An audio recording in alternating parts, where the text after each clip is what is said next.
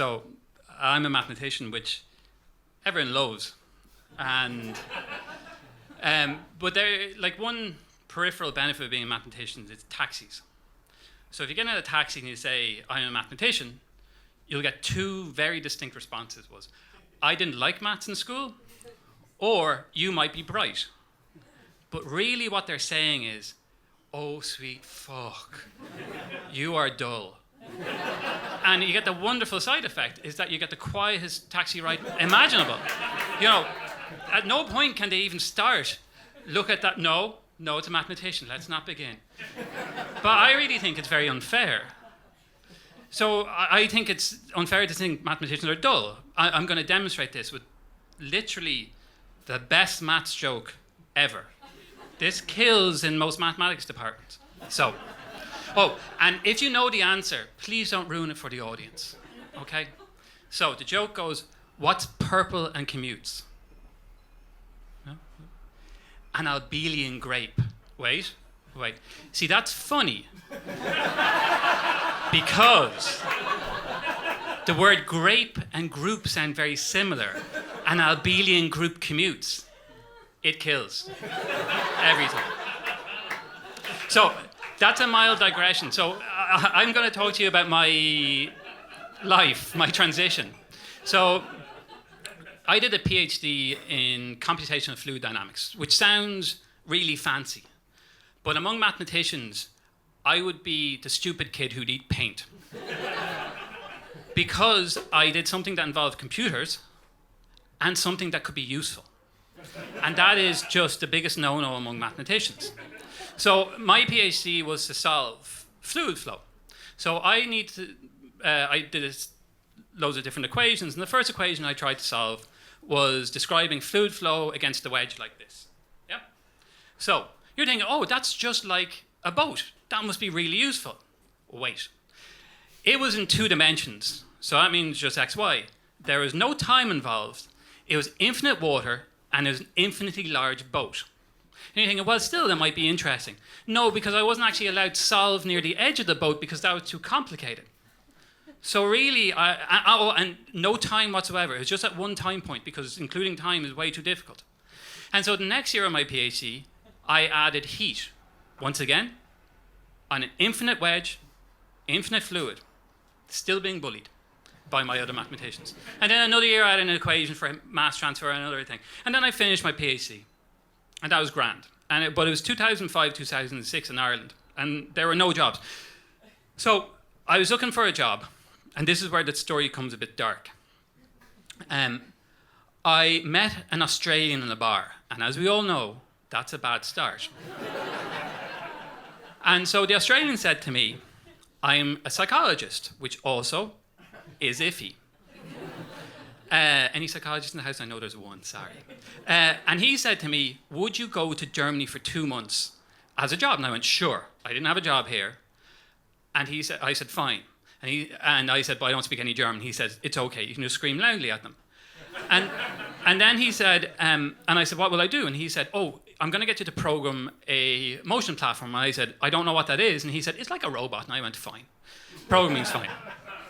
And then I said, why? And he said, oh, to make a virtual reality simulator. And I said, oh, like that awesome film in the mid-90s starring Pierce Brosnan called Lawnmower Man. If anyone remembers it, Pierce Brosnan played smart because he wore glasses. And I said, I want to be like Pierce Brosnan. And he said, sure, you're that stupid. And so then I said, what's the virtual reality for? And he said, to investigate self-motion. And I said, okay, what's that? And he said, oh, it's like how we walk and how we drive. And I said, fine.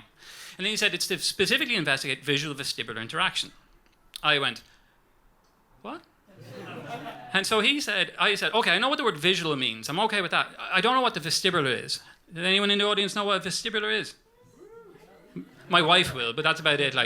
So a vestibular is something that sits in, it's your sixth sense, not like the creepy sixth sense where a 40-year-old man played by Bruce Willis lives with a prepubescent child. It's like a useful sixth sense. So it sits in your inner ear, and they're just these circular canals that have liquid in them. And so, because I'm making a fool of myself for 8 minutes, everyone here can make a fool of themselves for 8 seconds. So I'm going to demonstrate the vestibular system. So everyone put their hand in front of their face. Now, once again, this is not like in secondary school when a kid said that to you and then would slap your hand really. That is not happening, okay? So put your hand in front of your face and you shake your hand and it's all blurry, yeah? So now hold your hand static and move your head back and forth. Your hand stays still, yeah? You can see it. The reason for that is the vestibular system is telling your eyes to move the opposite way. So that's why when we run, it's not like the Bourne movies, you know? We can see the world, and this is what the vestibular system does. And this is great, but the other thing the vestibular system does, it tells you about acceleration. So how we move in the world. So this is very useful, first off, during being born. It's the more important than any other system for being born, because to be born successfully, your head has to be down. And so that's what the vestibular system initially is for, to get your head in the right place so you can come out. It's great. And then it has the eye movement thing. For a long time, no one really considered it. But then NASA and the American Army got really interested because you send someone to space, you want to know how much acceleration we can feel, we want to learn by flying. So in the 20s, 30s, 40s, you'd strap an astronaut to a rocket and then see if they would explode. And then you'd say they have a vestibular response. Or you turn them, those things that you see where you spin astronauts around? That's the detective vestibular system. So what followed on from that was Canadians got involved with the vestibular investigation. And Canadians are good people. And they cared about children. And so what they did was, and this is in the 50s and 60s, so scientists could smoke and drink. So the Canadian would get a baby.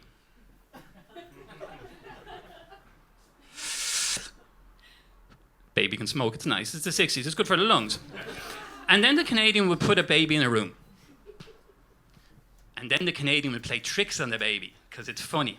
So what they would leave, the ground would be static, but they'd shake the wall, so nothing would move. And what you'd see is the baby would slowly rock back and forth.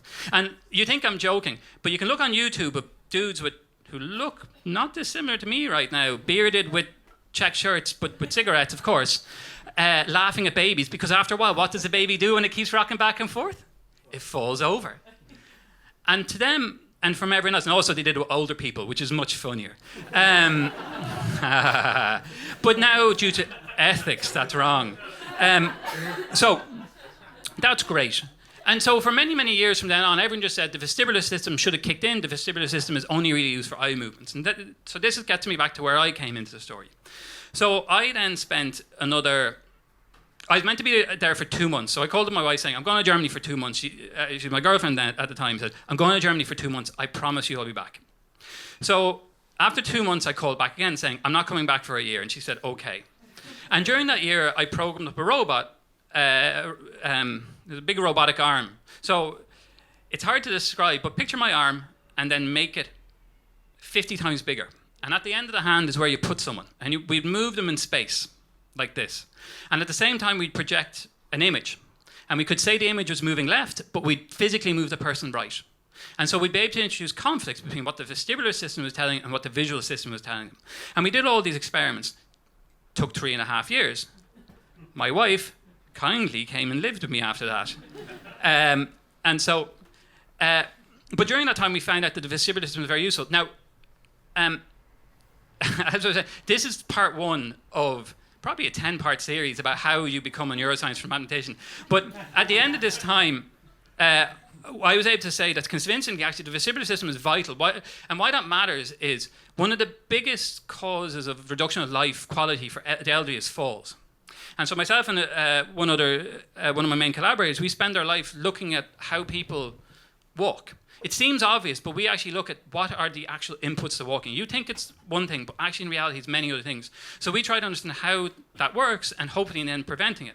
But that's not really the moral of the story. The first moral of the story is, do not go into a bar with an Australian who gives you drinks, and while he gives you drinks says, will you move to Germany for me? That's bad. The other part of the story that's very important to remember is Canadians are actually the villains. It's not the Germans. The Germans had all ethics, but Canadians spent their whole life torturing babies. You can look at it online. Oh, they look all smiley and say it's nice, but they're not. Thanks very much.